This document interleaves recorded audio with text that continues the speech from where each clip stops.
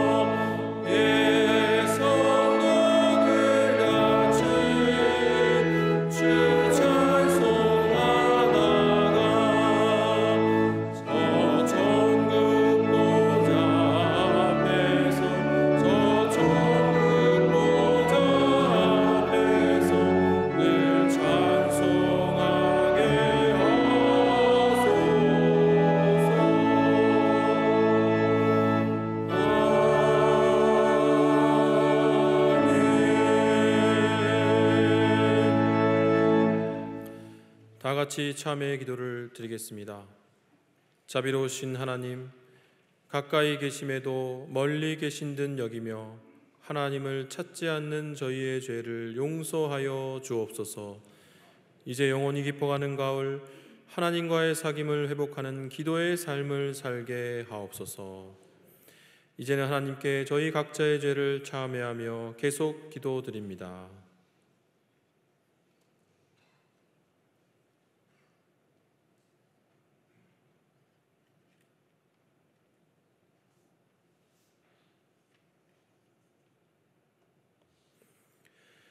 하나님께서는 자신의 부끄러운 죄를 솔직하게 고백하는 자들에게 말씀하십니다. 내가 그들을 그 범죄한 모든 처소에서 구원하여 정결하게 한즉 그들은 내 백성이 되고 나는 그들의 하나님이 되리라. 아멘. 이제 사도신경으로 저희의 신앙을 고백하오니 나는 전능하신 아버지 하나님 천지의 창조주를 믿습니다. 나는 그의 유일하신 아들 우리 주 예수 그리스도를 믿습니다. 그는 성령으로 잉태되어 동정녀 마리아에게서 나시고 본디오 빌라도에게 고난을 받아 십자가에 못 박혀 죽으시고 장사된 지 사흘 만에 죽은 자 가운데서 다시 살아나셨으며 하늘에 오르시어 전능하신 아버지 하나님 우편에 앉아 계시다가 거기로부터 살아있는 자와 죽은 자를 심판하러 오십니다. 나는 성령을 믿으며 거룩한 공교회와 성도의 교제와 죄를 용서받는 것과 몸의 부활과 영생을 믿습니다. 아멘. 자리에 앉으시기 바랍니다. 다 함께 성시를 교독하겠습니다. 성시는 교독문 46번 시편 104편입니다.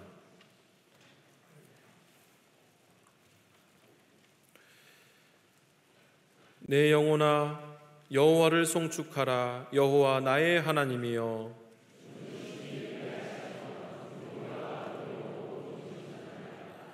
주께서 옷을 입음같이 빛을 입으시며 하늘을 휘장같이 치시며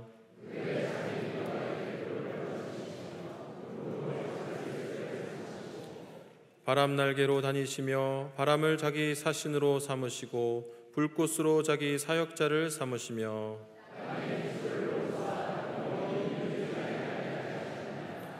주께서 물의 경계를 정하여 넘치지 못하게 하시며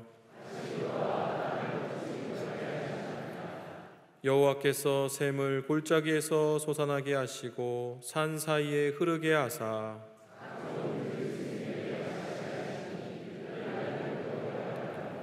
공중의 새들도 그 가에서 깃들이며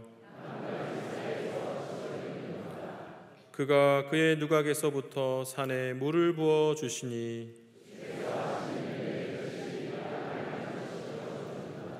아멘.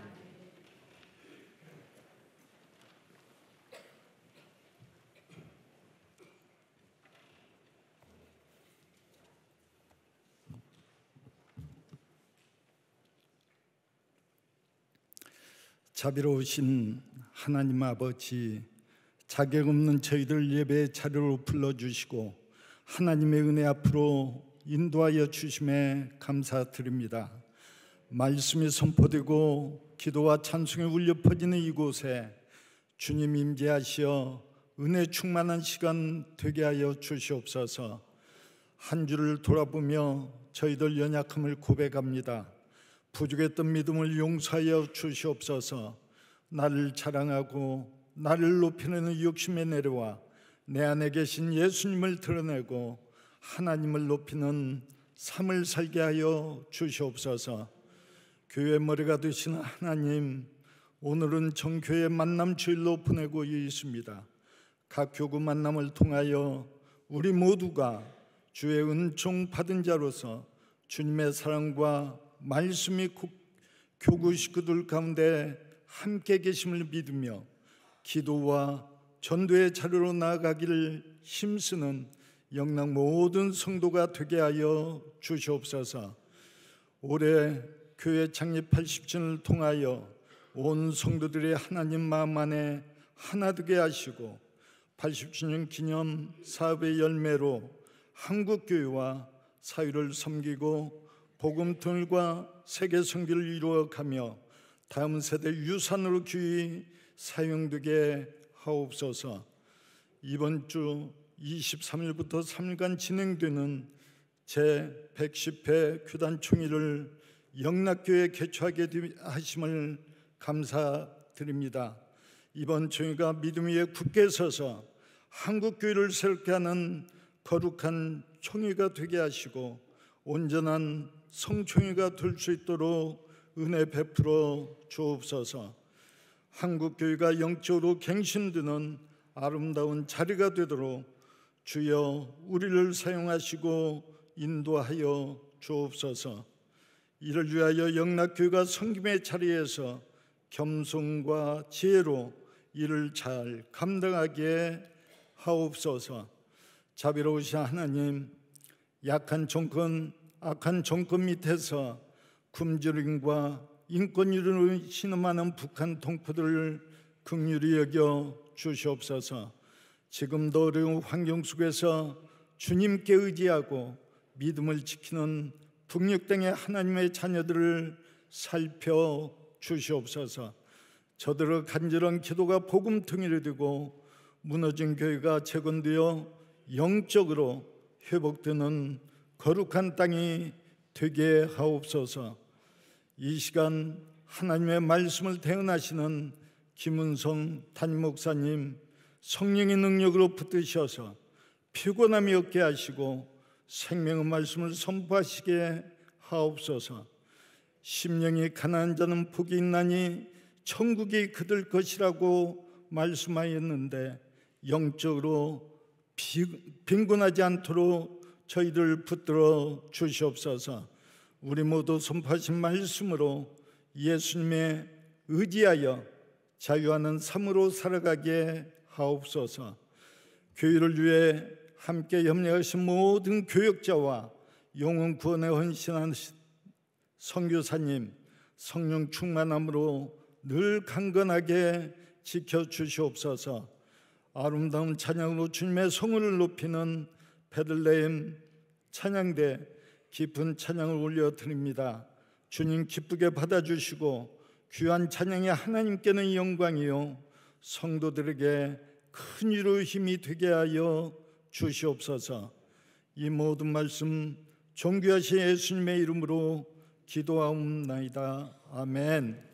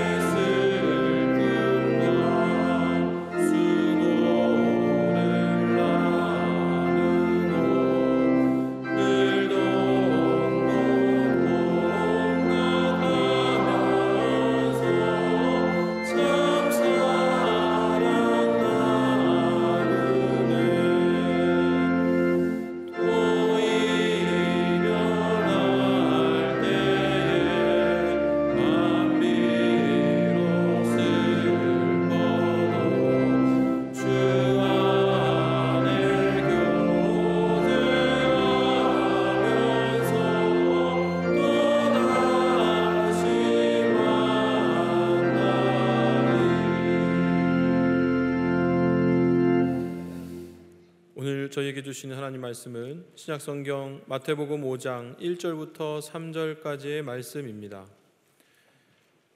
마태복음 5장 1절부터 3절까지의 말씀입니다. 하나님의 말씀을 봉독합니다.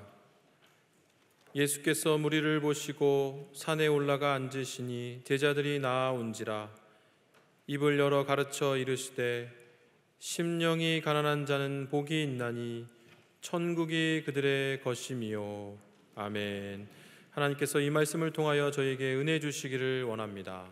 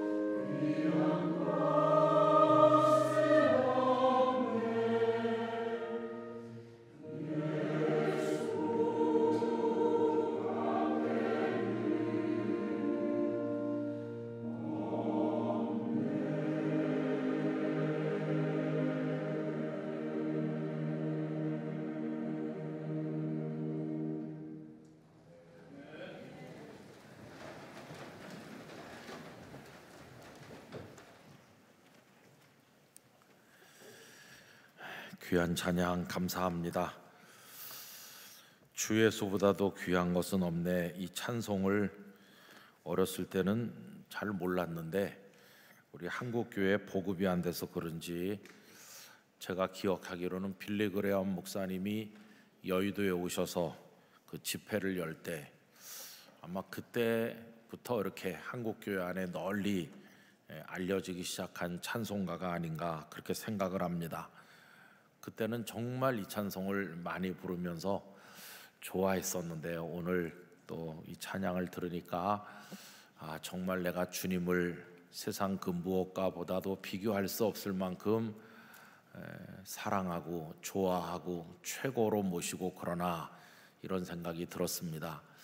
여러분, 우리 예수님이 영락교회 모든 성도들에게 최고의 주님이 되시기를 바랍니다. 오늘 만남주일인데 만남주일이든 아니든 끈덕지게 기다리시다가 오후에 오신 감사합니다.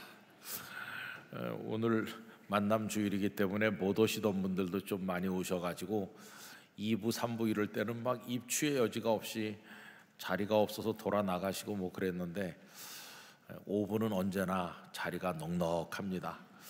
저는 이런 기도를 하고 있어요. 이제 4부 예배도 3부 예배 같이 되게 해주시고 5부 예배도 3부 예배 같이 2부 예배 같이 많이 오게 해주세요. 그런 기도를 하고 있는데 여러분들이 5부를 지켜주셔서 감사합니다. 이 주간에는 교단 총회도 열리니까 여러분들 많이 기도해 주시기를 바랍니다. 저 오래전에 네팔의 제2도시인 포카라에 갔었습니다. 그 이튿날 아침 일찍 일어나서 포와 호숫가를 산책했습니다. 근데 두 가지에 놀랐습니다. 한 가지는 8,000m가 넘는 안나푸르나 봉우리 그걸 배경으로 해서 설산들이 쫙 병풍처럼 펼쳐져 있고 그 아래에 호수가 있고 하나님이 창조하신 세계가 얼마나 놀랍고 아름다운가 경탄하면서 그 풍경에 감동받았습니다. 그런데 두 번째는 마음이 아픈 놀람이었었는데 그 아침 이른 시간에 호숫가에는 사도, 그러니까 힌두교 수행자들이 여러 수십 명 앉아 있었는데 상체 옷을 입은 사람이 별로 없었고 깡말라 있었고 그리고 그들의 신체가 정상이 아니라는 것을 알게 됐습니다. 예를 들면 어떤 사람은 가부좌를 하고 앉아 있는데 그렇게 앉아 있는 지가 여러 해 지나서 그대로 굳어버렸다고 합니다. 어떤 사람은 나무 막대기를 짚고 외다리로 서 있고 한쪽 다리는 뒤로 들어 올려가지고 허벅지랑 이렇게 잡아맨 채로 오래 지나서 또 그대로 굳어버렸다고 합니다. 움직이지를 않아서 몸이 굳어버리는 거죠. 우리가 볼 때는 참상인데 그 사람들은 움직이지 않으면 않을수록 그게 도를 터득하는 방법이고 신을 섬기는 방법이라고 하니 얼마나 기가 막힌지 말할 수가 없었습니다. 그래서 사람들이 먹을 것도 갖다 주고 또 돈도 주기도 하고 또 밤에 와서 안아다가 그들의 잠자리로 옮겨주기도 한다고 했습니다. 저는 그 참혹한 모습을 보면서 사도행전 3장 그 장면이 떠올랐습니다. 예루살렘 성전 미문에 안진뱅이 장애인, 태어나면서부터 한 번도 걸어본 적이 없는 사람이 있었습니다. 그런데 주님은 어떻게 하셨나요? 움직이지 않는 게 좋아 그렇게 하시는 게 아니고 베드로와 요한을 통해서 성령으로 역사하셔서 그 사람을 벌떡 일어나서 뛰게 하셨어요. 사도행전 3장 8절 말씀에 보면 뛰어서서 걸으며 그들과 함께 성전으로 들어가면서 걷기도 하고 뛰기도 하며 하나님을 찬송하니. 할렐루야. 얼마나 다릅니까? 저는 그날 제가 주님의 사람이 된 것에 대해서 진심으로 감사드렸습니다. 여러분, 우리 주님께서는 움직임이 멈춘 곳에 움직임을 시작하게 하시는 분이십니다. 움직임이 없다 그건 죽음을 말하는 겁니다. 공동묘지에는 움직임이 없습니다. 그런데 에스겔 37장에서 보는 것처럼 환상 중에 에스겔을 데리고 가셨는데 하얀 백골 마른 뼈가 가득 차 있는 골짜기를 보게 하셨는데 하나님의 생기가 들어가니 그것들이 하나님의 군대로 살아서 일어났습니다. 우리 주님은 움직임이 멈춘 죽음의 현장에 움직임을 시작하게 하는 구원을 주시는 분이시고 이게 생명의 역사인 것입니다. 여러분, 왜 주님은, 우리 하나님은 그렇게 하실까? 하나님께서는 생명의 근원으로서 당신 자신도 끊임없이 움직이고 역사하실 뿐만 아니라 삼라만상이 움직이고 역사하도록 하시는 분이시기 때문입니다. 성경을 펼치자마자 창세기 1장 1절과 2절이 하나님의 움직임이 얼마나 위대한가를 보여주는데, 창세기 1장 1절, 태초에 하나님이 천지를 창조하시니라. 하나님은 신전 안에 깎아 만든 신처럼 가만히 있는 물건이 아닙니다. 하나님은 살아계신 하나님이시고 창조하시니라. 또 2절에 보면 땅이 혼돈하고 공허하며 흑암이 깊음 위에 있고 아무 움직임도 없는 그 적막한 곳에 하나님의 영은 수면 위에 운행하시니라. 하나님은 계속 움직이시고 역사하시고 일하시는 살아계신 하나님이시다. 이게 성경의 시작입니다. 성경은 여러분 이런 말씀으로 가득합니다. 그래서 성도님들께서 성경을 읽으실 때 하나님의 위대하신 일을 동사에 주목하면서 읽으면 확 다르게 보입니다. 히브리적 사고는 동사적 사고인데 동사가 강조되죠. 예를 들어서 떨기나무 불꽃 가운데 나타나신 하나님께서 모세에게 하신 말씀 중에서 출애굽기 3장 7절 8절을 읽어보면 이렇습니다. 거기 동사가 많이 나와요.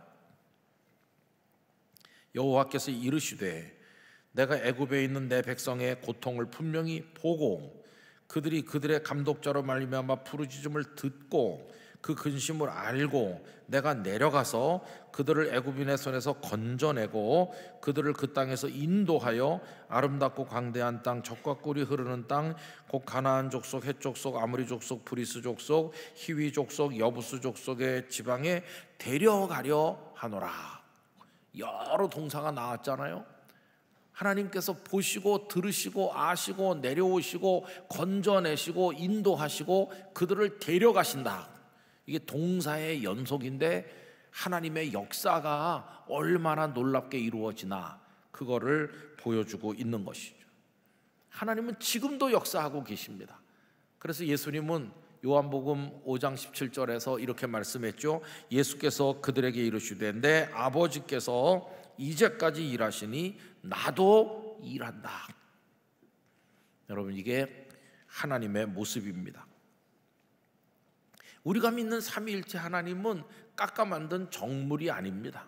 살아계신 하나님이시고 끊임없이 우리를 위해 일하시고 역사하시고 움직이고 계시다. 그런 하나님을 우리가 믿는다면 하나님의 자녀인 우리 모습 또한 어떠해야 될까요? 가만히 움직임 없이 앉아있는 거, 이건 신앙이 아닙니다. 신앙은 벌떡 일어나서 주님을 향해 달려나가는 바로 거기서 시작되는 것이고, 주님께로 가까이 가는 그 몸부림이야말로 신앙의 표현이라고 말할 수가 있을 것입니다. 여러분, 일어나서 주님을 향해 달려가는 것은 먼저 우리에게 오시는 주님에 대한 응답이라고 할 수 있습니다.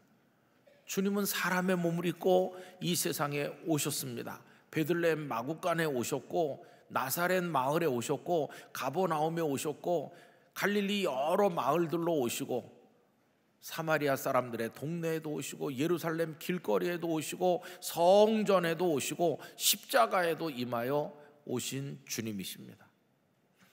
여러분, 그 주님은 지금도 우리에게 오고 계신 줄로 믿습니다. 우리가 슬퍼할 때, 외로워할 때, 갈 바를 모를 때, 아플 때, 우리 방식으로 어떻게 해야 될지 알 수 없어서 깊이 고뇌할 때 주님은 계속해서 모든 순간 모든 상황에 우리에게 다가오고 계시다는 것이죠. 그렇게 주님이 움직이시면서 우리에게 오실 때, 그러면서 그분은 우리를 부르시거든요. 너도 내게로 오너라 이렇게 부르실 때 우리는 어떻게 하면 될까요? 여러분, 교회를 에클레시아라고 그러는데 에크라는 말과 칼레오라는 말이 붙은 겁니다. 에크는 무엇무엇으로부터라고 하는 전치사고, 칼레오는 부르다 하는 동사입니다. 무엇무엇으로부터 불러내는 거. 그래서 우리를 죄악의 수렁에서 불러내시고 하나님 없는 삶에서 불러내시고 방황하는 들판에서 우리를 불러내셔서 내게로 오너라 이렇게 부르셔서 우린 부르심을 받은 사람들로 주님 앞에 온 거죠. 에클레시아, 부름받은 사람들이라는 뜻이고, 그게 바로 교회인 것입니다. 그래서 여러분, 우리 성도들은 주님이 우리를 향해 다가오고 계시기 때문에 우리도 주님을 향해 마주 나가야 되는 것이죠. 이거를 잘 보여주는 말씀 중에 하나가 마태복음 9장 1절 2절이라고 생각하는데요. 거라사 지방에 가 계신 주님이신데 거라사 마을 사람들이 우리 동네에서 떠나주시오 이렇게 했죠. 예수님 배를 타시고 갈릴리를 건너서 가버나움으로 가시죠. 그게 9장 1절입니다. 예수께서 배에 오르사 건너가 본 동네에 이르시니, 본 동네가 가버나움이거든요. 예수님이 오신 거예요. 그럼 가버나움 사람들의 반응이 2절에 나오는데 어떻습니까? 침상에 놓은 중풍병자를 사람들이 데리고 온다. 예수님이 오셨대요. 그러자 중풍병자를 데리고 예수님께로 나가는 건데, 중풍병자가 상징하는 게 뭡니까? 아픔, 눈물, 절망, 고통, 죽음, 이걸 다 끌어안고 주님 오셨다 그러면서 주님께로 마중 나가는 거죠. 그 다음에 보면은 예수께서 그들의 믿음을 보시고, 여기 믿음이 뭡니까? 아주 단순한 겁니다. 무슨 신학을 많이 공부하고 오랫동안 뭘 하고 그런 게 믿음이 아니라 예수님이 오셨다 해서 마중 가는 그 몸부림이, 그게 바로 믿음인 것이요. 예수님은 그 믿음을 보시고 그 다음에 뭐라고 하셨나요? 중풍병자에게 이르시되 작은 자야 안심하라, 내 죄사함을 받았느니라. 이 사람이 도대체 어디에 누구에게 가서 죄사함을 받겠어요? 그런데 예수님께로 나갔더니 죄사함을 받을 뿐만 아니라 그 이하의 말씀을 보면 내 침상을 들고 일어나 가라, 깨끗함을 얻는 기적이 일어난 것이 도대체 어디서? 예수님을 향해 나가는 바로 거기서. 그래서 여러분, 주님은 오늘도 우리에게 오시고 우리를 부르고 계시는데, 이제 우리는 응답해서 그분께로 나가면 되는 건데, 문제는 뭐냐 하면 이 부르심과 응답이 자꾸만 엇갈릴 때가 많다는 게, 그게 문제입니다. 오늘 본문이 그것을 보여주고 있죠. 오늘 본문에 보면 산 아래서 예수님이 보시니까 많은 무리가 산 아래에 있어서 예수님이 산 위에 올라가셔서 자리 잡고 앉으셨는데, 예수님이 앉으신다는 거는 그들이 올라오기를 기다리시는 거고 부르시는 거거든요. 그런데 산 아래에 있는 사람들 다 예수님께 올라가지 않았고 소수의 몇 사람만 예수님께 올라온 것이죠. 그걸 오늘 본문 1절이 말씀하고 있습니다. 다 같이 읽어보실까요? 예수께서 무리를 보시고 산에 올라가 앉으시니 제자들이 나온지라. 산 아래 많은 무리가 있는 걸 보시고 올라가 앉아서 기다리시는데 몇 명만 나왔어요. 그 몇 명을 제자라 했어요. 그들이 제자이기 때문에 예수님께 나왔다고도 할 수 있고, 예수님께 늘 나오기 때문에 제자라고 할 수도 있는 것이죠. 제가 영락교회 온 지 얼마 안 돼가지고 복음서를 배경으로 무리와 제자가 어떻게 다른지를 한 석 달 가까이 시리즈 설교를 했던 적이 있었는데요.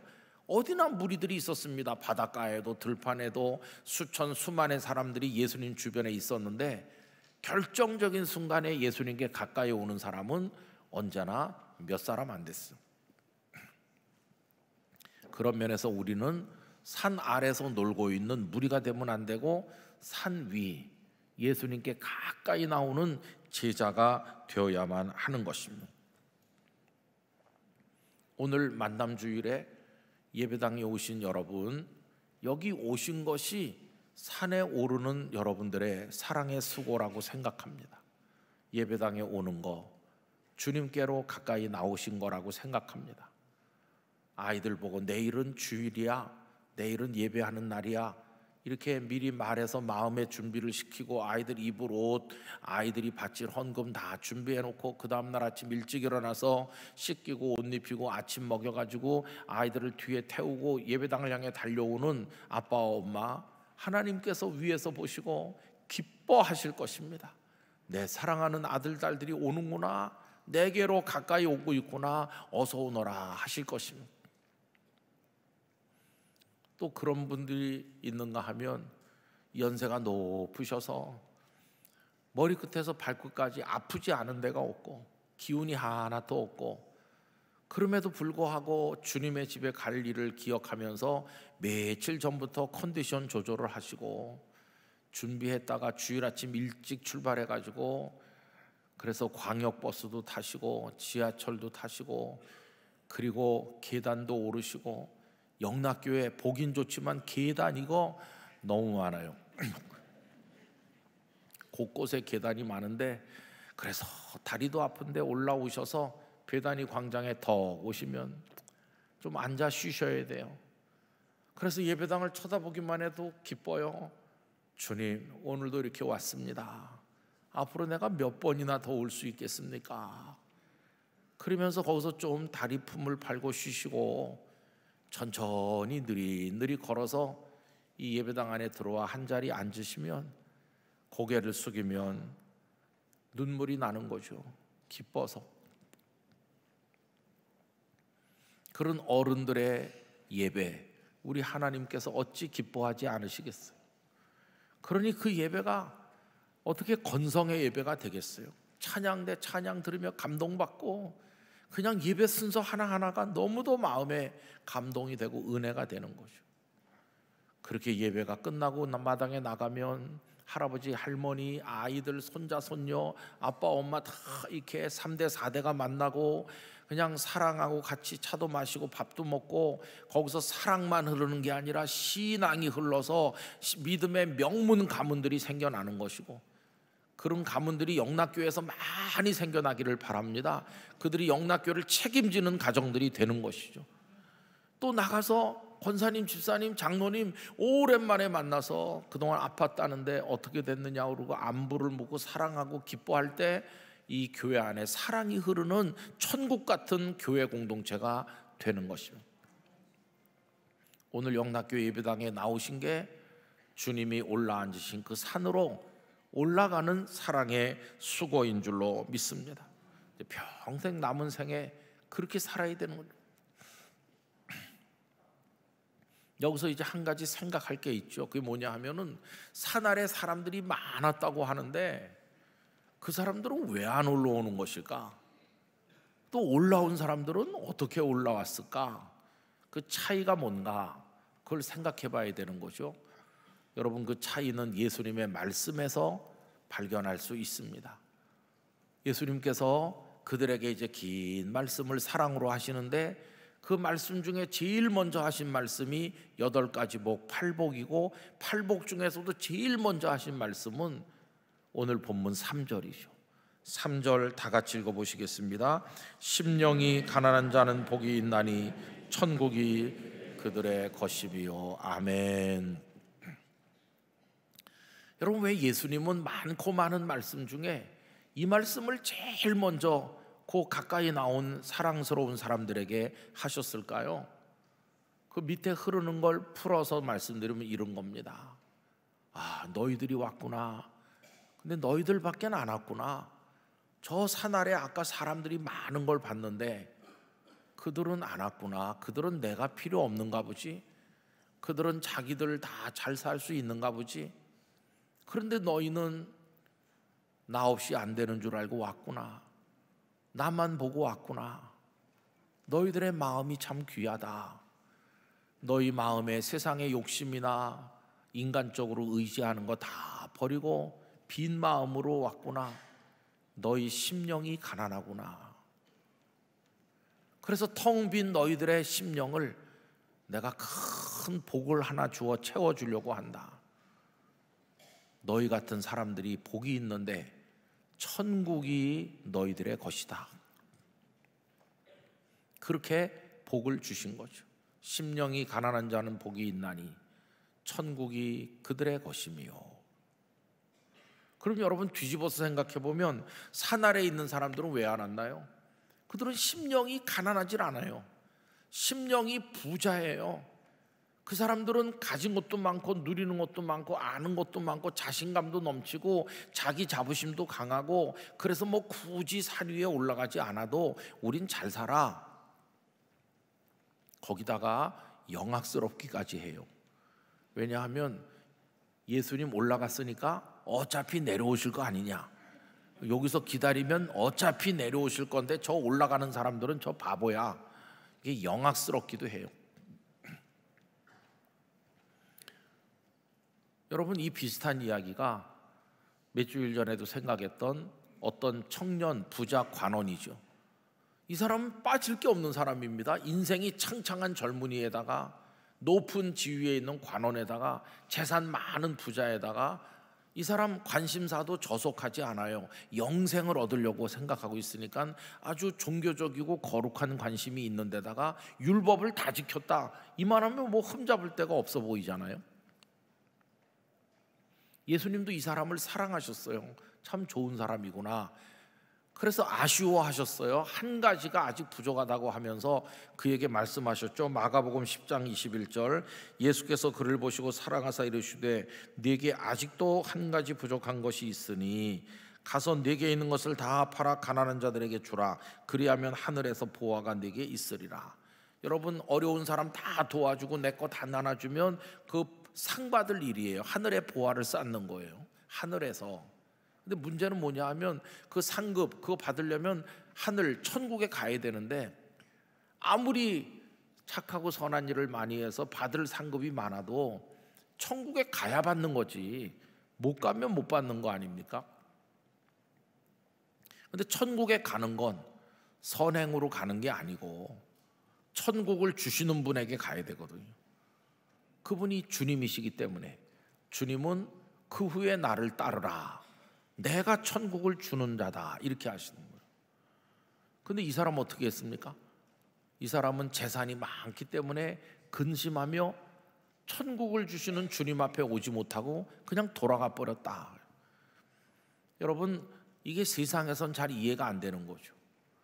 이 사람이 근심하며 간다고 그랬는데 이해가 안 되는 근심이죠. 세상에서는 누가 근심합니까? 빈털터리, 가진 게 없는 사람, 불쌍한 사람이 근심하고, 이렇게 다 누릴 수 있고 다 가진 사람은 근심이 하나도 없다. 이게 보통 세상에서 하는 말이잖아요.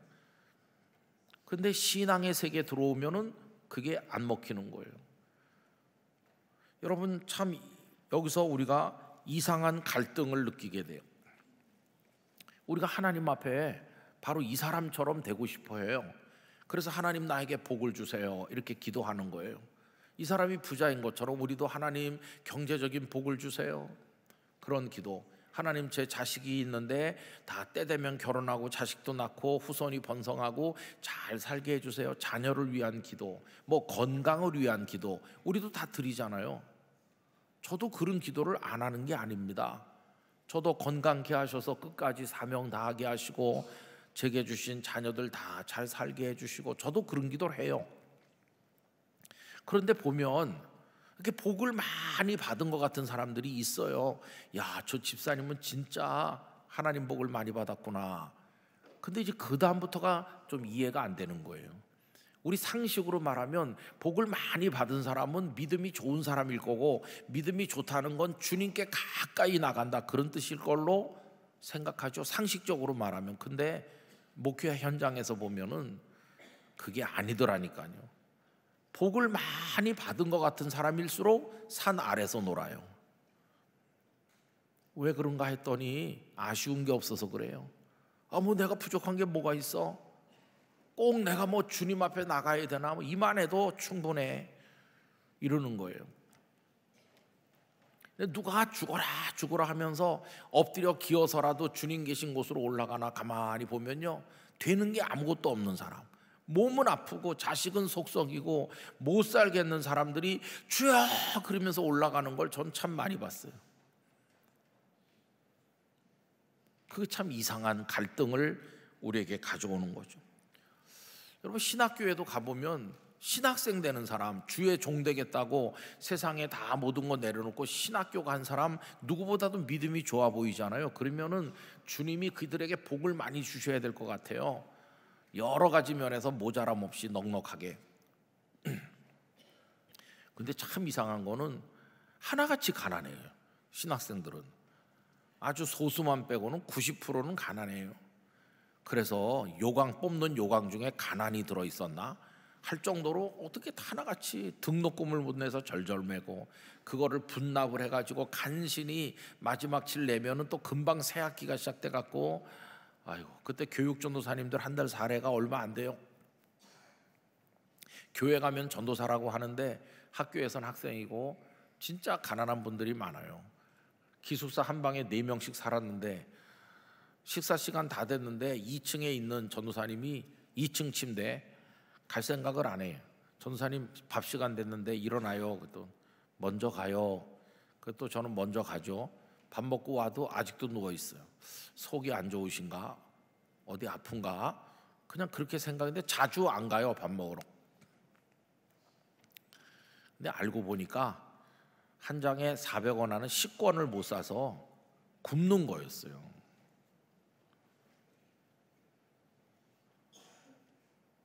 저는 영락교회에서 등록금 대주시고 식권도 사라고 돈 주고 책 도서비도 주시고 용돈까지 얹어줘 갖고 식권이 주머니에 여러 장이 있어요. 그래서 매번 가요. 그것도 일찍 가가지고 받아 먹고 한 그릇 더 주세요. 그래갖고 더 받아 먹고 그래서 지금 이렇게 된 겁니다.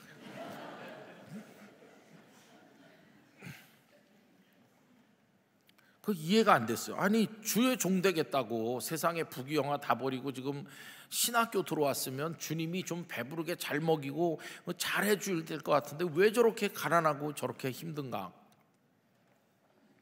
어떤 목사님이 얘기했어요. 하나님께서 혹독하게 연단하는 거다. 자기가 배고파 봐야 나중에 목회할 때 성도 중에 배고픈 사람이 있는 거 알지. 자기가 아파봐야 아픈 성도 사정 알지. 자기가 밑바닥에 있어봐야 고난당하는 성도를 알지.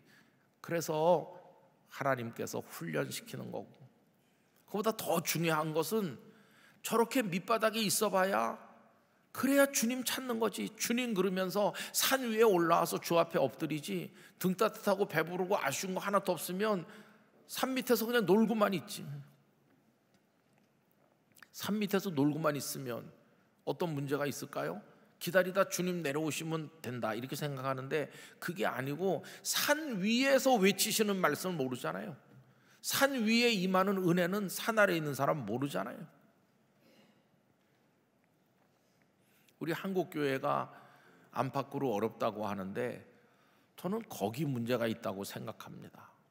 우리 한국교회 문제의 책임의 90%는 목회자들에게 있고 목회자들이 가진 여러 문제 중에 90%는 산 위에 올라가지 않는 거예요.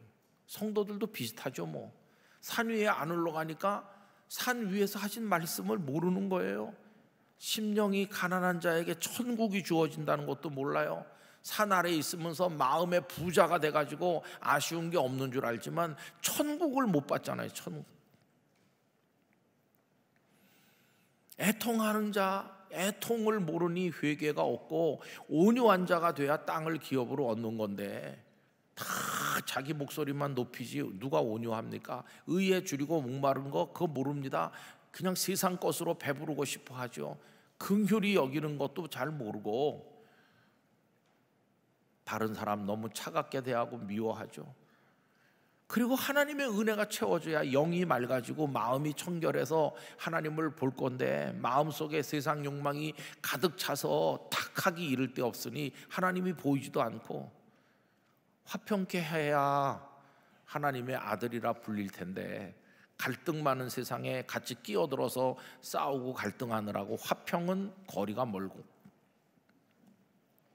의를 위해서 핍박받는 것도 없고 등 따뜻하고 배부르기만 추구하니까 그래서 열심히 주여 주여 하는데도 우리의 인생과 가정과 교회들이 이 은혜의 산에서의 원리를 따라 움직이는 게 아니라 산 아래 세속의 원리에 따라 움직이니 늘 입으로는 주님을 부르지만 세상의 원리가 우리를 끌고 다니고 주님의 원리, 하늘의 원리, 은혜의 원리는 잘 모르는 거예요.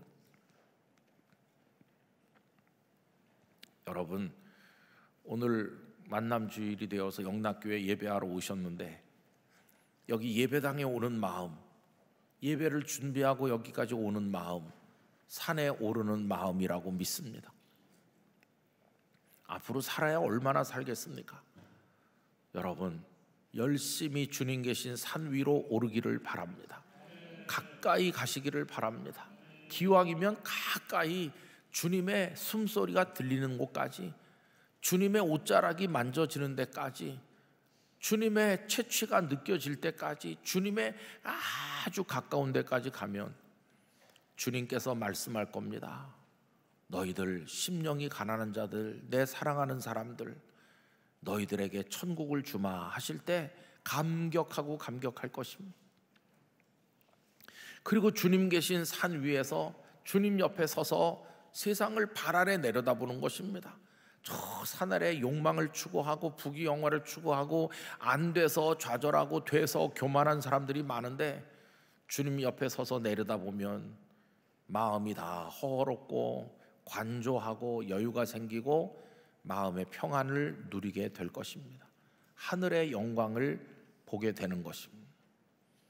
그렇게 살다 보면 어느 날 주님이 천국으로 우리를 부르실 겁니다. 얘야, 내가 너에게 천국을 주지 않았니? 이제 그 천국으로 올 때가 됐다. 심령이 가난한 우리들에게 천국을 주셨으니까 이제 천국으로 가야 될 거 아니겠어요? 그래서 주님이 부르신다고 막 천국으로 가보니 천국문 앞에 주님 기다리고 계시다. 우리를 꽉 안아주실 거예요. 그때 그 천국문 앞에서 우리 주님과의 영원한 만남이 이루어지는 것이, 그게 진짜 만남이죠. 만남. 그때를 생각하면서 우리 이 땅에 사는 동안에 주님 앞으로 나가길 원합니다. 그 은혜 앞으로 그 산을 향해 나가길 원합니다. 너 예수께 조용히 나가. 내 모든 짐 내려놓고 내 마음을 쏟아놓으라. 그러면서 늘 주님을 향하여 우리 영락교회 성도들이 그런 모습으로 주님 따라 나가시기를, 그래서 언제나 주님 곁에 머무르게 되시기를 간절히 축원합니다. 기도하겠습니다. 거룩하신 하나님 아버지, 저희들도 주님 따라 산에 오르게 하시고 주님 발곁에 앉게 하시고 주님 말씀 듣게 하시고 심령이 가난한 자가 되어 천국을 얻게 하시고 언제나 주님 곁을 향해 나가는 저희 모두가 되게 해 주옵소서. 예수님 이름으로 기도하옵나이다. 아멘.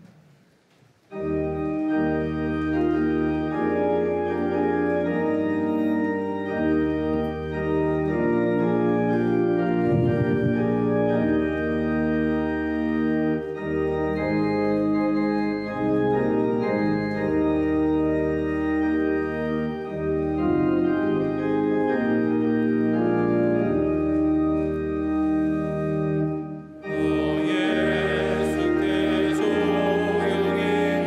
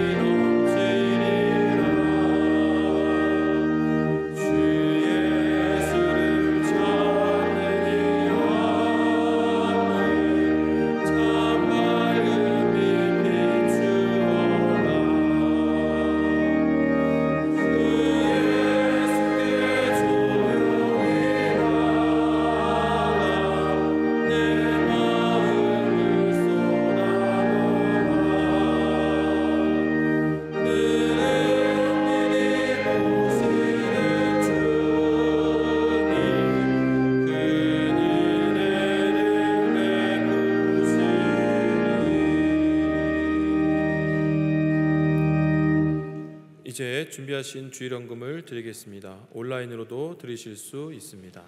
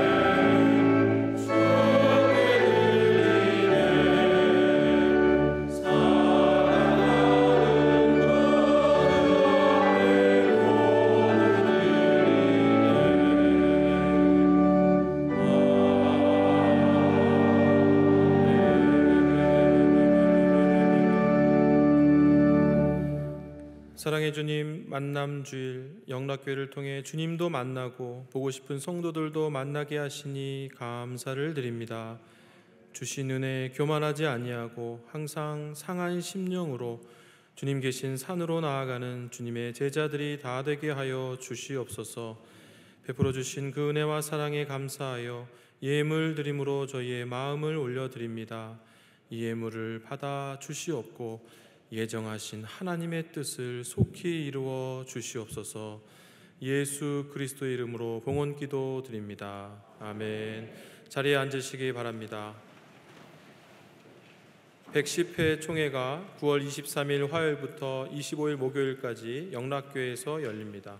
총회 기간 동안 새벽 기도회는 베델 기도실, 수요 기도회 1부는 배단열 1층, 2부는 본당에서 총회와 함께 예배드립니다.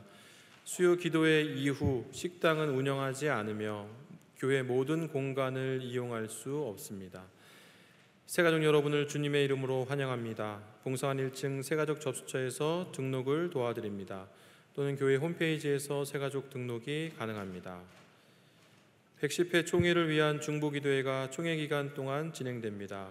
총회를 위해 함께 기도하실 성도님들의 사전 신청을 받습니다. 자세한 내용은 주보를 참고해 주시기 바랍니다. 오늘은 전교인 만남주일로 지킵니다. 각 교구별 장소에서 교구 목회자와 만남을 가지실 때 만남주일 출석표를 작성하여 제출하시기 바랍니다.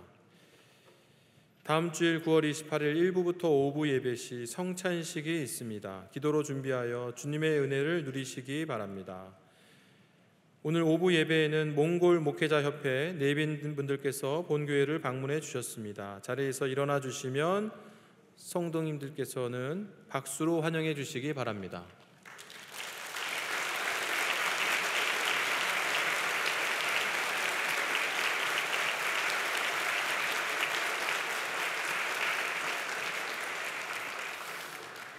별세자 소식입니다. 노원교구 62구역 김찬민 성도님께서 별세하셨습니다. 9월 22일 월요일 오전 8시 30분 회천 농협장례문화원 장례식장에서 장례의식이 있습니다. 용인 화성교구 37구역 문정희 은퇴권사님께서 별세하셨습니다. 고인은 정태선 은퇴집사님의 모친이 되십니다. 9월 23일 화요일 오전 8시 30분 신라건 오산 동탄 장례식장에서 장례의식이 있습니다. 슬픔을 당하신 유가족들에게 하나님의 위로가 함께 하시기를 바랍니다. 이 시간 함께 암송할 9월 말씀은 신약성경 마가복음 9장 29절입니다. 이르시되 기도 외에 이렇게 시작합니다. 다 함께 암송합니다. 이르시되 기도 외에 다른 곳으로는 이런 종류가 나갈 수 없느니라 하시니라. 마가복음 9장 29절 말씀. 아멘. 다 같이 일어나셔서 앞뒤 좌우에 계신 분들과 인사 나누겠습니다. 심령이 가난한 사람이 산에 오릅니다.